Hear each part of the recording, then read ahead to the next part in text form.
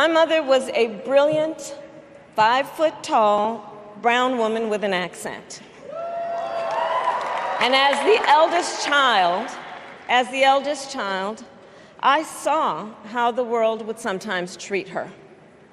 But my mother never lost her cool. She was tough, courageous, a trailblazer in the fight for women's health, and she taught Maya and me a lesson that Michelle mentioned the other night. She taught us to never complain about injustice, but do something about it. Do something about it. That was my mother. And she taught us, and she also taught us, and never do anything half-assed. And that is a direct quote. A direct quote. I grew up immersed in the ideals of the civil rights movement. My parents had met at a civil rights gathering, and they made sure that we learned about civil rights leaders, including the lawyers like Thurgood Marshall and Constance Baker Motley, those who battled in the courtroom to make real the promise of America. So at a young age, I decided I wanted to do that work. I wanted to be a lawyer. And when it came time to choose the type of law I would pursue, I reflected on a pivotal moment in my life. You see, when I was in high school, I started to notice something about my best friend, Wanda.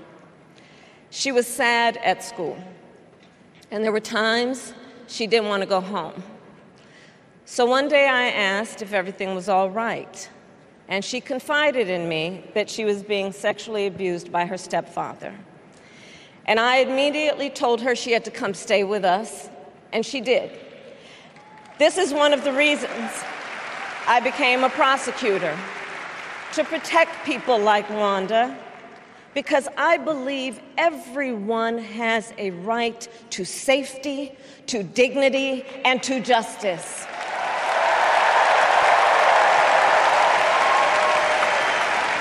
As a prosecutor, when I had a case, I charged it not in the name of the victim, but in the name of the people. For a simple reason. In our system of justice, a harm against any one of us is a harm against all of us.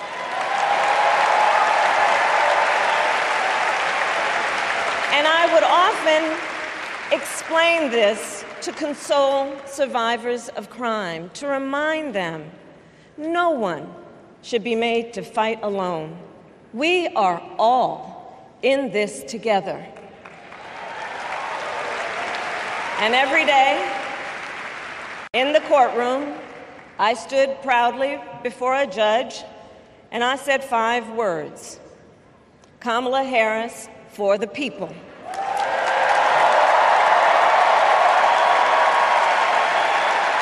And to be clear, my entire career, I've only had one client, the people. And so, on behalf of the people, on behalf of every American, regardless of party, race, gender, or the language your grandmother speaks, on behalf of my mother and everyone who has ever set out on their own unlikely journey, on behalf of Americans like the people I grew up with, people who work hard, chase their dreams, and look out for one another, on behalf of everyone whose story could only be written in the greatest nation on earth, I accept your nomination to be President of the United States of America.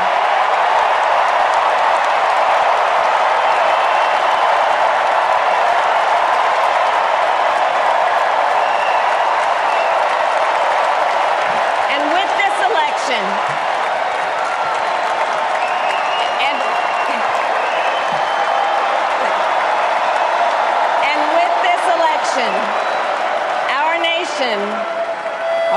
nation with this election has a precious, fleeting opportunity to move past the bitterness, cynicism, and divisive battles of the past, a chance to chart a new way forward. Not as members of any one party or faction, but as Americans.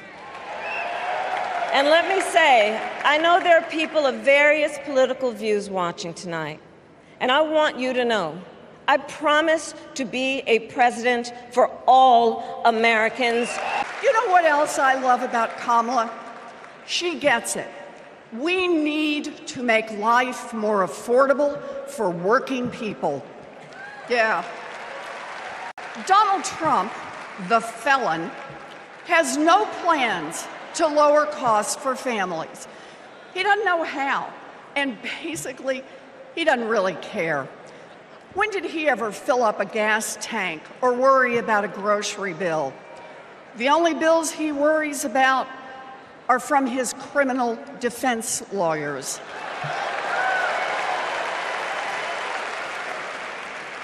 But Kamala, she cares deep down, and she will take on the giant corporations that are squeezing American families. In fact, it's something she's done before. During the California wildfires, she went after the price gougers. During the pandemic, we worked together in the Senate to stop price gouging. And as president, she will lower costs for your family. She'll take on the Wall Street firms that buy up millions of houses and apartments and then jack up the rent. She'll take on drug companies that charge an arm and a leg for prescriptions.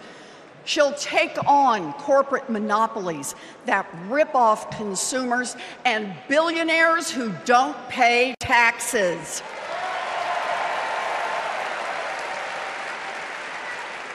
And she'll take on right-wing extremists who think they should decide who has access to abortion or IVF.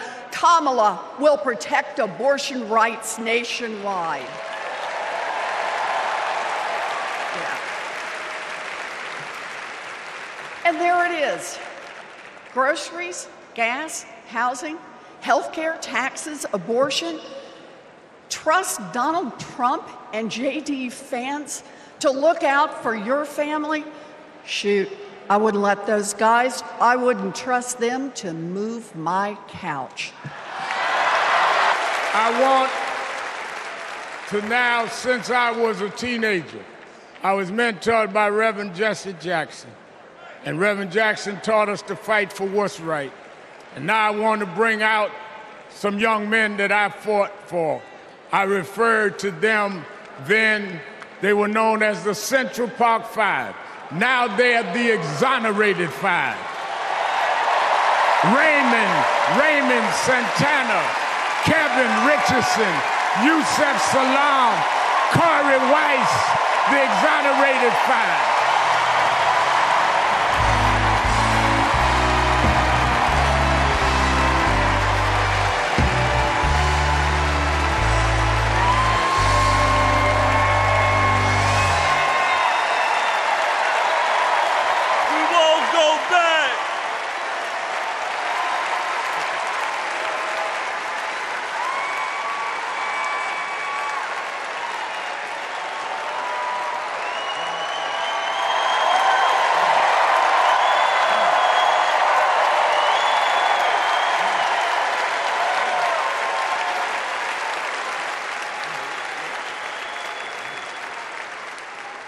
Good evening, people.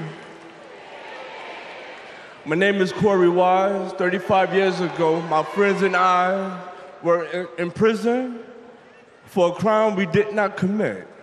Our youth was stolen from us. Every day, as we walked into courtroom, people screamed at us, threatened us because of Donald Trump. he spent $85,000 on a full-page ad in the New York Times, calling for our execution.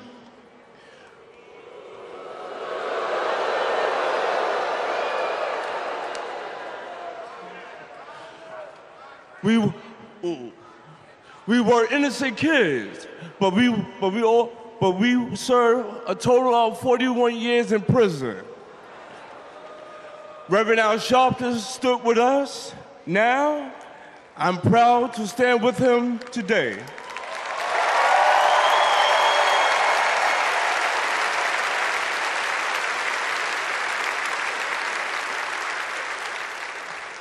Vice President Kamala Harris has also worked to make things fairer. I know she will do the same as president. Now prove that message. Okay, so listen. It's come to my attention that there are some folks who struggle or pretend to struggle with the proper pronunciation of our future president's name. So, hear me out. Confusion is understandable. Disrespect is not. So tonight, we are going to help everyone get it right. Here to help me are some very special guests.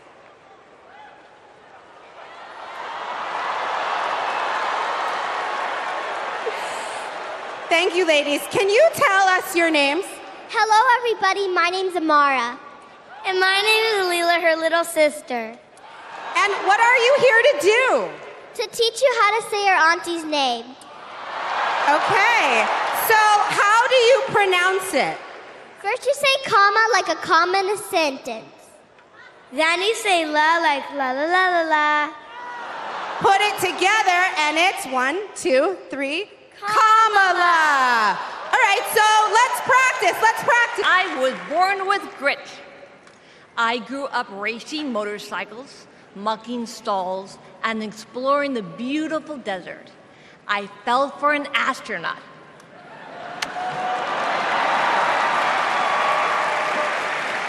For 5 years, I served in Congress from a swing district. Everybody called me a rising star. Then on January 8th, 2011, a man tried to assassinate me. He shot 19 people. He killed 6. Terrible, terrible day. I almost died, but I fought for my life and I survived.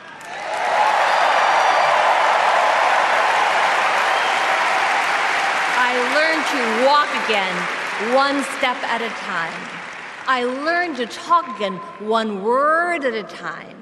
So many people helped me as I worked hard to recover, including a decent man for Delaware who always checked in. He still does. Thank you, Joe Biden. Thank you for everything. Joe is a great president. My friend Kamala will be a great president. She is tough. She has grit. Some have questioned why I've taken the stand I have. The answer is really simple, ladies and gentlemen. We must put country first. And tonight, as a Republican speaking before you, I'm putting our country first.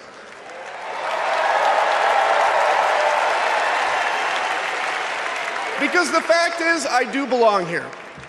I know Kamala Harris shares my allegiance to the rule of law, the Constitution, and democracy. And she is dedicated to upholding all three in service to our country. Whatever policies we disagree on pale in comparison with those fundamental matters of principle, of decency, and of fidelity to this nation.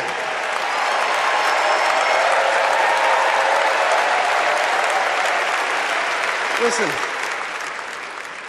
to my fellow Republicans, if you still pledge allegiance to those principles, I suspect you belong here too. Because Because democracy knows no party. It's a living, breathing ideal that defines us as a nation. We were both raised knowing that no one was going to hand us anything, especially as women. That we were going to have to touch every rung of the ladder to get ahead. We were going to have to work really hard. Now, she worked at McDonald's, but I worked at Wendy's. And look at us now. You see, Kamala and I were able to see beyond the horizon because our families supported our big dreams.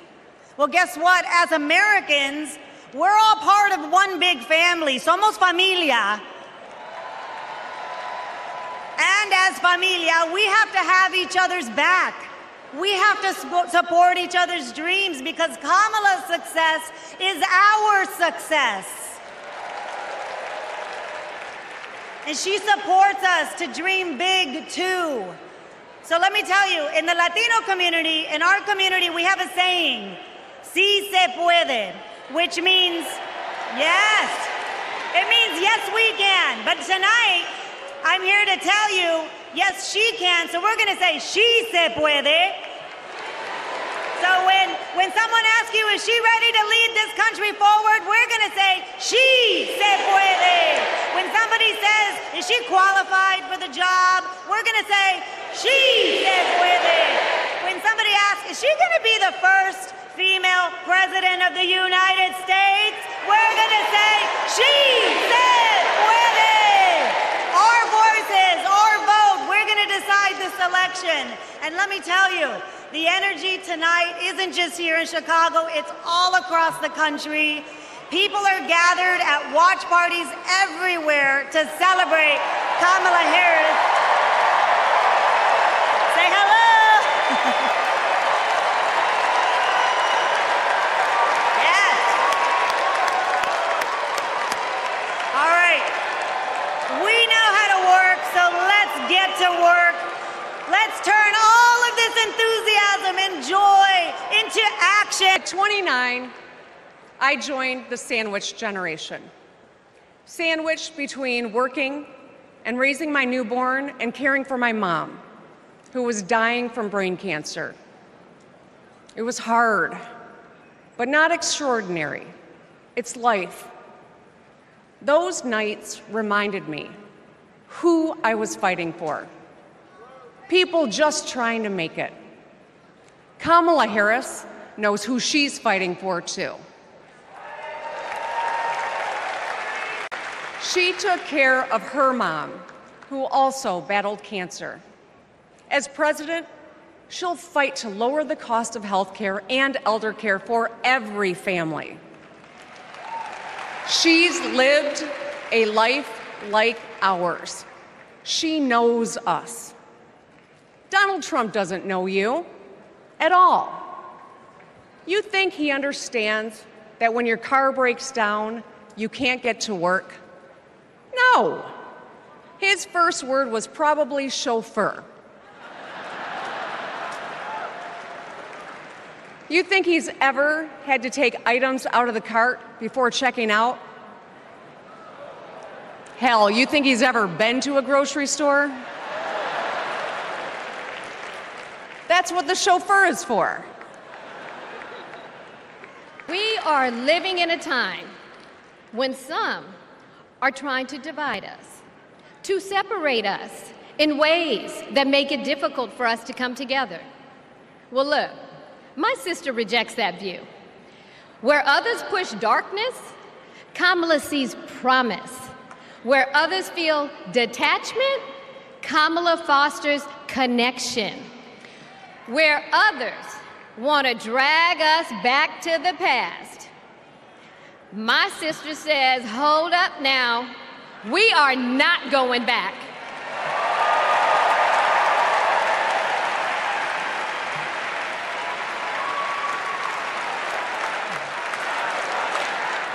Because Kamala understands we have so much more in common than what separates us. She knows the measure of our success isn't just winning an election. It's about who we bring along and lift up in the process.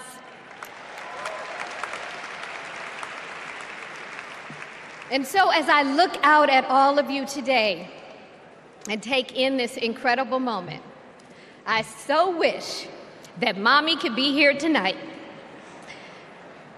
I can just see her smiling, saying how proud she is of Kamala. And then, without missing a beat, she'd say, "That's enough, you got work to do." She would tell all of us to roll up our sleeves and get to work, to elect a leader who sees the potential in each of us, a leader who cares for all of us, a leader who fights for every one of us.